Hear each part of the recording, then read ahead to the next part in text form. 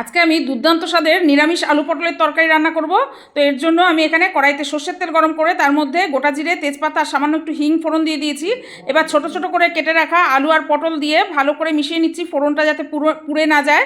এবার এর মধ্যে পরিমাণ মতো নুন আর সামান্য একটু হলুদ গুঁড়ো দিয়ে ভালো করে মিশিয়ে নিয়ে এটাকে ভেজে নিতে হবে। তো দেখো আলু আর পটলটা এখানে ভাজা ভাজা হয়ে গেছে। এবার এর মধ্যে দিয়ে দিলাম সামান্য একটু গ্রেট করা আদা, এখানে আদা বাটাও দেওয়া যেতে পারে। এবার আদার কাঁচা গন্ধটা যাওয়া পর্যন্ত একটু ভেজে নিয়েছি। এবার এর মধ্যে পরিমাণ মতো লঙ্কার গুঁড়ো, জিরে গুঁড়ো আর সামান্য একটু ধনের গুঁড়ো দিয়েছি। দিয়ে এর মধ্যে দিয়ে দিলাম একটা টমেটো কুচি। সব কিছু ভালো করে মিশিয়ে নিয়ে সামান্য একটু জল দিচ্ছি যাতে মশলাটা পুড়ে না যায়। দিয়ে মিশিয়ে নিয়ে এবার এটাকে ঢাকা দিয়ে একটুখানি মশলাটা কষিয়ে নিতে হবে।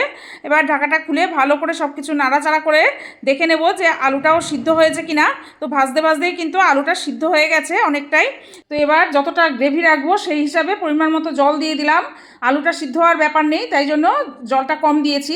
এবার টেস্টের ব্যালেন্সের জন্য সামান্য একটু গুড় দিয়ে দিলাম। এখানে দিয়ে দিচ্ছি দুধের সরপোড়া। তো আমি এখানে ঘি বানিয়েছিলাম, সেই সরপোড়াটা রয়ে গেছে, সেইটা আমি এর মধ্যে দিয়ে দিলাম। এটা দিলে কিন্তু দুর্দান্ত লাগে খেতে। সারা ঘরে আমার ঘিয়ের গন্ধে মমক করছে। এই যে দেখো ঘিটা আমি 3 দিন হয়েছে বানিয়েছি, তো জমতে শুরু করে দিয়েছে ঘিটা। তো এবার দেখো আমি মাত্র 2 মিনিট একটুখানি ঢাকা দিয়ে রান্না করে নিয়েছি। তো দুর্দান্ত স্বাদের নিরামিষ রেসিপি একদম রেডি।